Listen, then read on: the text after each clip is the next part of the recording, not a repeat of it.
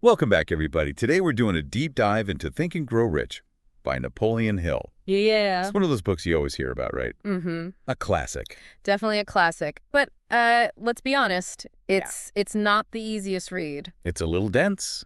I'm James Smith. It is, and I'm Olivia Smith. I've spent years with this book, not just reading it, but trying to actually apply it. You're the perfect person to be our expert for this deep dive, Olivia. So for everyone listening out there, think of this as like getting the cheat codes to life straight from the source. Mm-hmm. I mean, Andrew Carnegie, the Steel guy. Right. He basically commissioned this whole thing. That's right. Napoleon Hill interviewed like 500 successful people over 25 years of research. It's crazy dedication. Absolutely. Hill was serious about figuring out the formula for success. Yeah. And he really lays it all out in Think and Grow Rich. Yeah. And the cool thing is, he doesn't just lecture you. He uses stories. Yeah. All these crazy real-life examples. It's exactly like the one about his own son, who was born deaf, but because of Hill's belief, his son eventually learned to hear and speak. Yeah. He wasn't just telling that story for fun, though, right? No. Hill was using it to illustrate the sheer power of desire. Okay. So let's talk about this burning desire thing.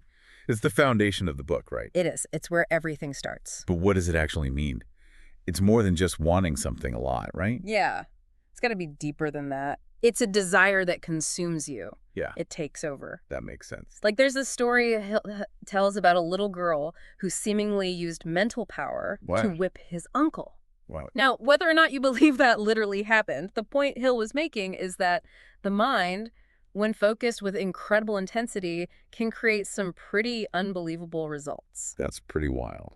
So Yeah. how do we take this burning desire and turn it into, money or whatever success looks like for you? Because this book isn't just about wishing on a star. No. Yeah. No, it's definitely not about passive wishing. So what is it about then? Hill actually lays out 6 very specific steps to transform desire into what he calls its physical equivalent. I like that.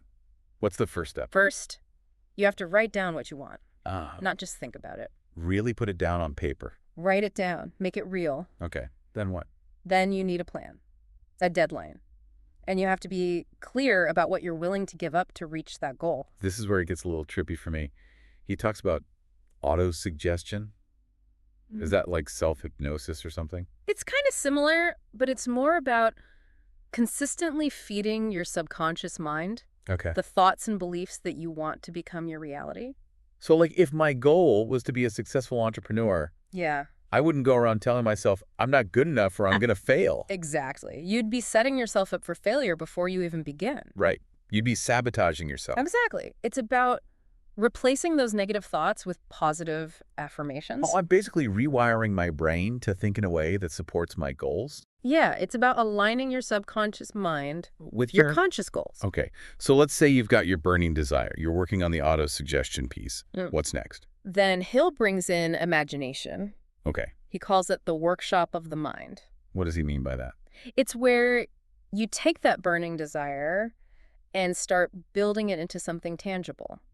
I see. He actually talks about 2 types of imagination. Oh. Synthetic imagination, which is combining existing ideas. Okay. And creative imagination, which is about generating brand new ones. Interesting. So one is about building on what's already there, and the other is about coming up with something totally new. Exactly. It's like the difference between following a recipe and inventing a whole new dish. I like that analogy.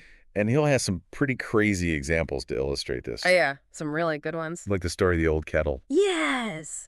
The rusty old kettle that turned into $1 million business. It's a wild story. Sure. He also talks about Dr. Frank Gonzalez, right? Who raised $1 million for a college just by using his imagination. Just by visualizing it and then taking action. Yeah. So Hill's basically saying anyone can use their imagination to make their dreams a reality. Exactly. It's not just for artists or inventors. We all have that power. It's a powerful thought. But Hill also warns us that imagination without knowledge is kind of useless. It's like a car without an engine. You need fuel to get anywhere. So knowledge is the fuel that powers our imagination. It gives it direction and purpose. I like that. Yeah. So that brings us to specialized knowledge.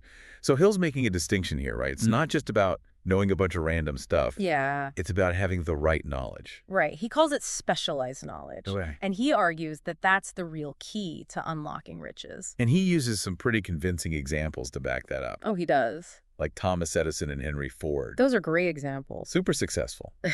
But neither one had much formal education. No.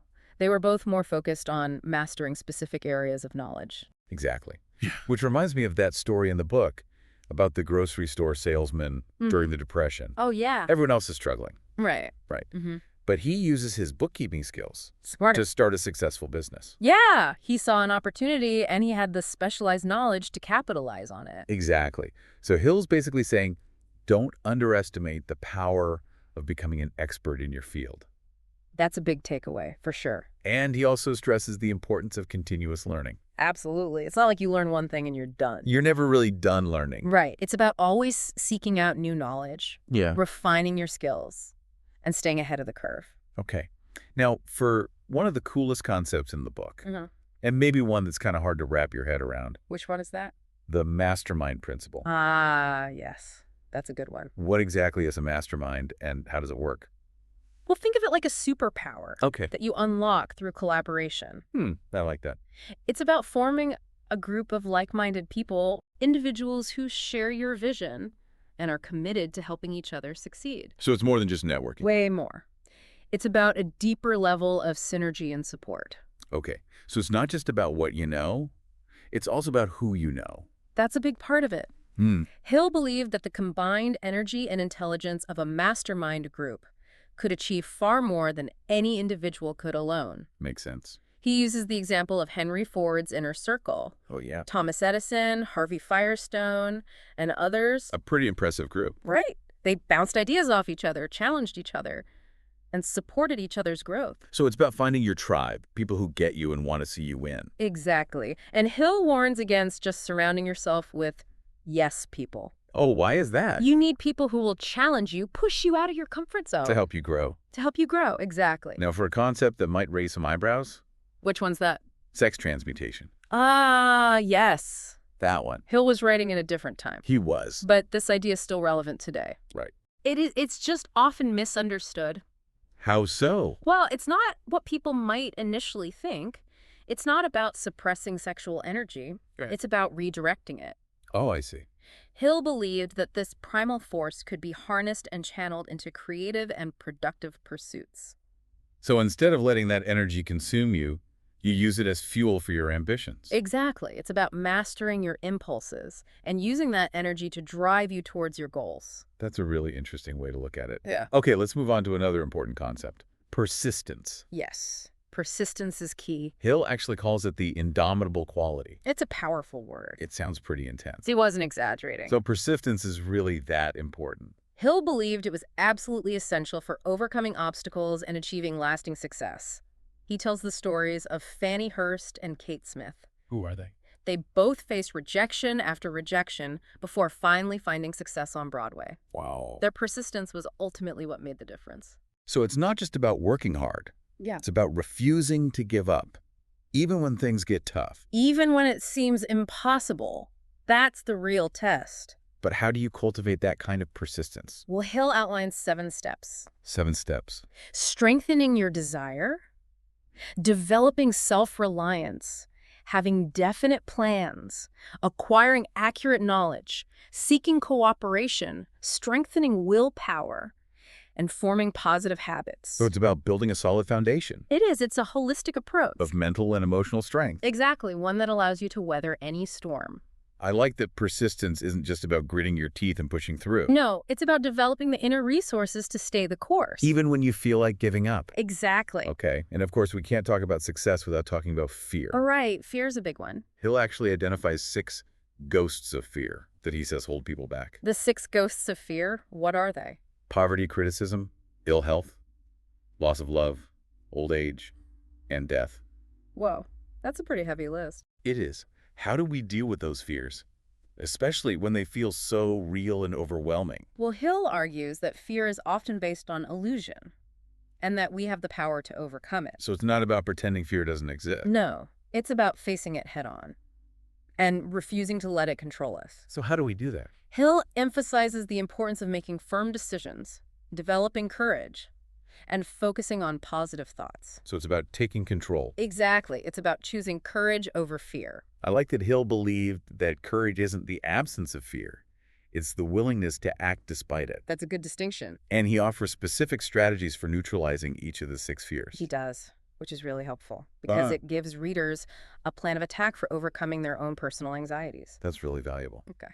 Let's dive into the mind now. All right, let's do it. Specifically, the subconscious mind. Yes. Yeah. The subconscious mind, Hill calls it the partner in success. It's almost like he's saying, we have this secret weapon inside us, but most of us don't even know how to use it. That's a great way to put it.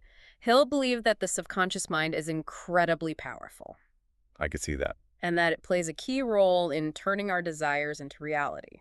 So how do we tap into that power? Well, Hill stresses the importance of communicating with our subconscious mind Okay, how do we do that? through autosuggestion and positive affirmations. Right, so we're talking about consciously shaping the thoughts and beliefs that are operating below the surface. Exactly, and aligning them with our conscious goals. It's not easy. No, I imagine it takes a lot of effort. It does. But Hill provides specific instructions on how to use autosuggestion effectively. Like what? Well, he emphasizes the need for repetition, emotion, and belief.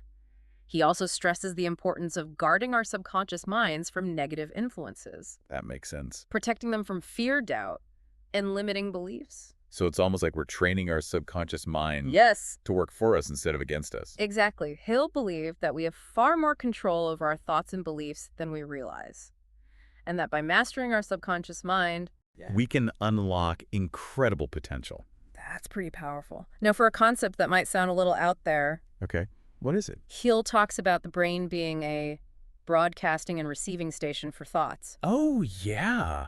That's a fascinating one. What's he getting at there? Well, he's suggesting that our thoughts aren't just confined to our own minds, Whoa. that they can actually influence others. Really? And conversely, that we can be influenced by the thoughts of others. That's a pretty radical idea. It is. But it speaks to the interconnectedness of human consciousness. So it's like we're all part of this giant network of We are thoughts and energy. constantly sending and receiving signals. That's kind of trippy. It is. But it also highlights the importance of being mindful of the thoughts we're putting out into the world. And the thoughts we're allowing to influence us. Exactly. It's about choosing our thoughts wisely, both for our own benefit and for the benefit of others. I like that. It's about recognizing the power of thought Yeah. and using it responsibly. Okay. And finally, we come to the most mysterious concept in the book, What's that? the sixth sense. Ah, yes. The Sixth Sense, Hill describes it as creative imagination. And he hints that it's a way to tap into a higher source of knowledge and intuition. Yeah, that one's a bit more esoteric. What's your take on it? Well, Hill believed that the sixth sense is a powerful tool for accessing wisdom beyond our conscious understanding. So it's like a hidden superpower. You could say that it allows us to tap into a deeper level of insight and creativity. Okay. So how do we develop this sixth sense? Hill believed that everyone possesses it, but that it's often dormant or underdeveloped. I He encouraged readers to cultivate it through practices like meditation, contemplation, and quiet reflection. So it's about quieting the mind, Yes. tuning out the noise of the world, and listening to that inner voice of wisdom. Exactly. Hill believed that the sixth sense is the key to unlocking our full potential, and that by tapping into it, we can achieve extraordinary things. Wow. So we've covered so much ground here. Burning desire, imagination, specialized knowledge, the mastermind, even the sixth sense. It's a lot. But the thing that really sticks out to me is Hill's emphasis on the power of thought. It really is central to his whole philosophy, isn't it? It is, from that initial spark of desire Right. to consciously shaping our subconscious minds. Hill's basically saying our thoughts are incredibly powerful. They really are. They can actually shape our reality. I think that's one of the most important takeaways from the book. It is. Yeah. But he's not just saying, think positive and good things will happen. No, right? no. It's much deeper than that. It is. So what is it about then? It's about recognizing that our thoughts create our beliefs, Okay. and then our beliefs drive our actions. Right. And our actions ultimately determine our results. So if you want to change your results, You got to start by changing your thoughts. I see. And that's where autosuggestion comes in. Exactly. It's about consciously choosing the thoughts we allow into our minds Mm. and using affirmations to reprogram our thinking patterns. So we're basically retraining our brains. We are. We're being intentional with our thoughts, weeding out the negative ones, Okay. and cultivating the positive ones. Like tending a garden. Exactly. It's an ongoing practice. That makes sense. Yeah. But Hill's also a big believer in taking action. Oh, absolutely. He says knowledge without action is useless. It's like having a car but never driving it. Exactly. You can have all the knowledge in the world, but if you don't apply it, it's meaningless. That's true. Hill stresses the importance of turning our desires into concrete plans. Yeah. And then taking consistent action to make those plans a reality. And that's where persistence comes in. Yes. Persistence is key. Remember those stories about Fannie Hurst and Kate Smith? The ones who faced all those rejections. Exactly. They both achieved incredible success. Yeah. But it wasn't easy. No. It rarely is. It highlights the fact that success is rarely a straight line, More like a winding road. with detours and obstacles along the way. Exactly. And that's why persistence is so crucial. It is. Hill gives us those 7 steps for cultivating persistence. Yeah. But ultimately, it comes down to having that unwavering belief in yourself and your vision, Even when things get tough. especially when things get tough. And Hill also reminds us that we don't have to do it all alone. That's right. The mastermind principle is all about finding your tribe, Your people. the people who support you and challenge you to become your best self. So the right mastermind group can provide encouragement, Absolutely. accountability, and a wealth of knowledge and experience. It's about combining your strengths and working together to achieve something truly extraordinary. Wow. Think and Grow Rich is such a powerful book. It is. There's so much wisdom packed into those pages. There is. Hmm. But I think the biggest takeaway is that we have far more power than we realize. We do. We have the power to choose our thoughts, To shape our beliefs. to take action, And ultimately, to create the lives we desire. I think that's a beautiful way to put it. It's a powerful message. And even though the book was written almost a century ago, its principles are timeless. They really are, and they can be applied to anyone's life. Exactly. So for everyone listening out there, don't just read Think and Grow Rich. Study it, apply it, make it your own. And remember, success isn't just about money, No. It's about living a life of purpose of meaning. and fulfillment, It's about becoming the best version of yourself and using your unique talents and abilities. to make a positive impact on the world. That's what it's all about. That's a great message to end on. Thanks for joining us for this deep dive into Napoleon Hill's Think and Grow Rich. It's been a pleasure. Until next time, keep thinking Keep growing. and keep reaching for your dreams.